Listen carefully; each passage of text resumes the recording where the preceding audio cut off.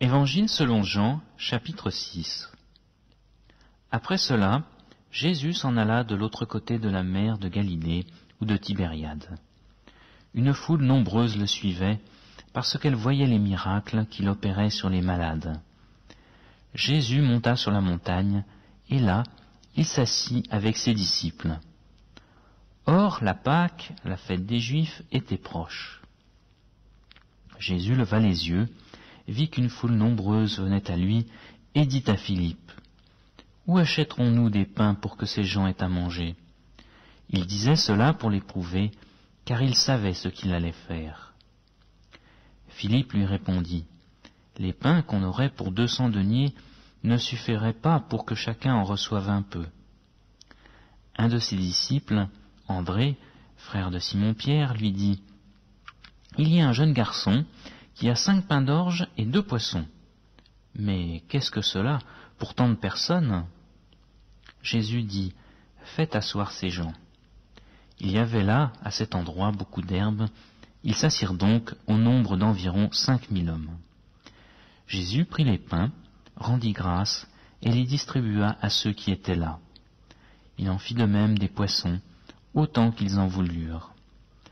Lorsqu'ils furent rassasiés, il dit à ses disciples, « Ramassez les morceaux qui restent, afin que rien ne se perde. » Ils les ramassèrent donc, et ils remplirent 12 paniers avec les morceaux des 5 pains d'orge qui restaient à ceux qui avaient mangé.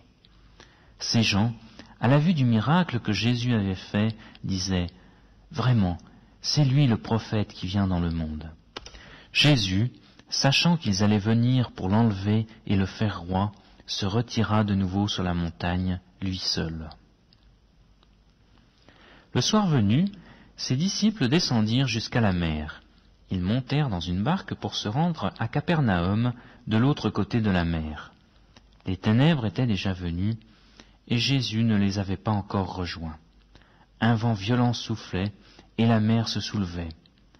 Après avoir ramé environ 25 ou 30 stades, ils aperçurent Jésus qui marchait sur la mer, et s'approchait de la barque. Et ils furent dans la crainte. Mais Jésus leur dit, « C'est moi, soyez sans crainte. » Ils voulaient donc le prendre dans la barque, et aussitôt la barque toucha à terre, là où ils allaient. Le lendemain, la foule qui était restée de l'autre côté de la mer vit qu'il ne s'était trouvé là qu'une seule barque, et que Jésus n'était pas monté dans cette barque avec ses disciples, mais que les disciples étaient partis seuls.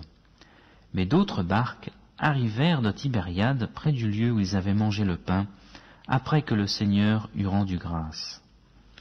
Quand les gens de la foule virent que ni Jésus ni ses disciples n'étaient là, ils montèrent eux-mêmes dans ces barques et allèrent à Capernaum à la recherche de Jésus.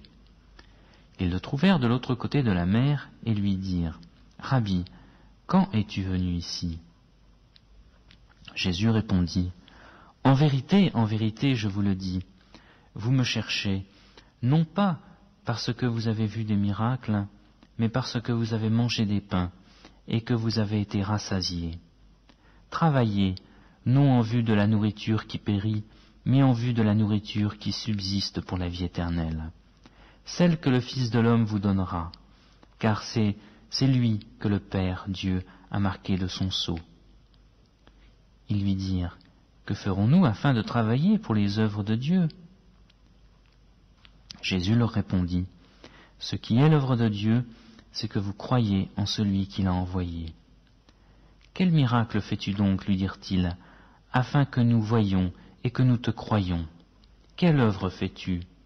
Nos pères ont mangé la manne dans le désert, selon ce qui est écrit, il leur donna à manger le pain venu du ciel. » Jésus leur dit, « En vérité, je vous le dis, ce n'est pas Moïse qui vous a donné le pain venu du ciel, mais mon Père vous donne le vrai pain venu du ciel.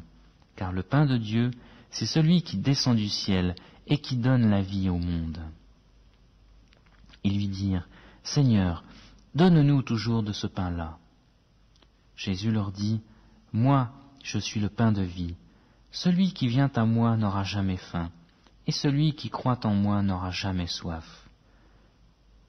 Mais je vous l'ai dit, vous m'avez vu, et vous ne me croyez pas.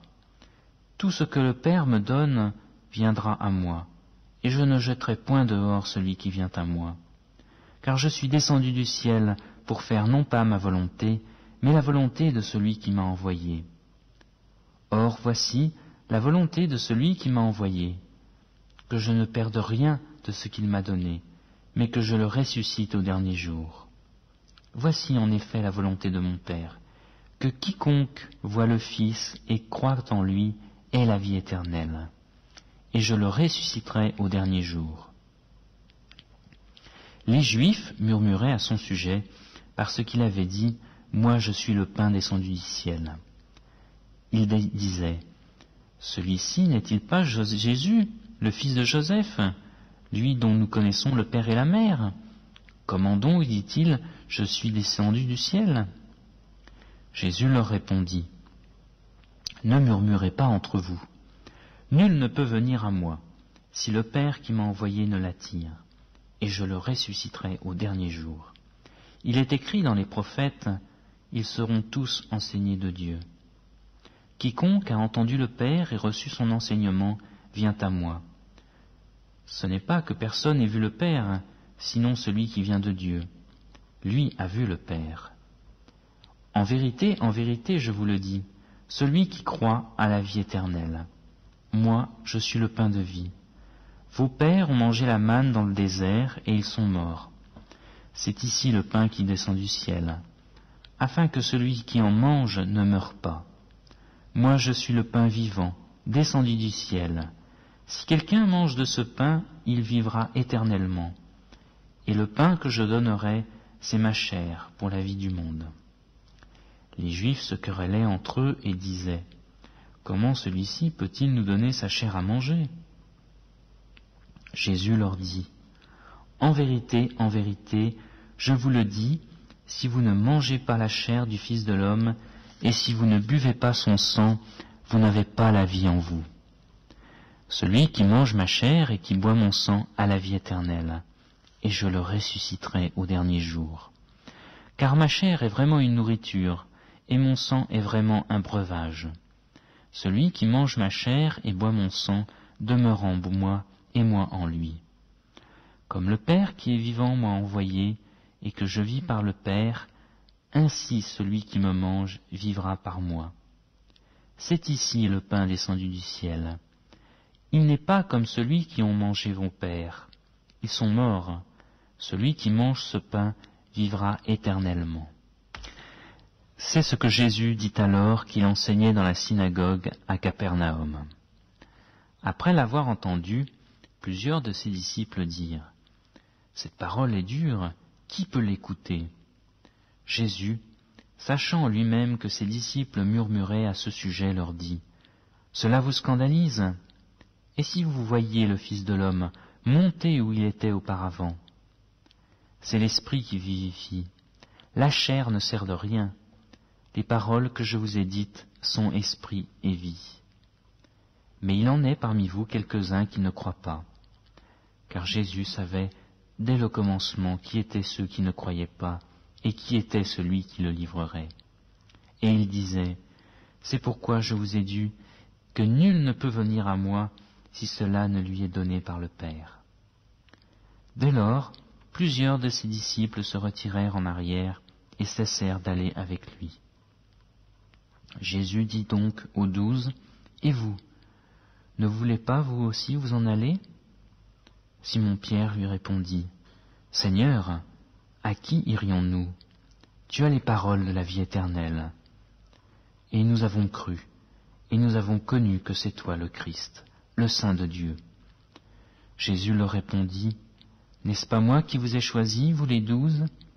Et l'un de vous est un démon. » Il parlait de Judas, fils de Simon Iscariote, car c'était lui qui devait le livrer, lui l'un des 12.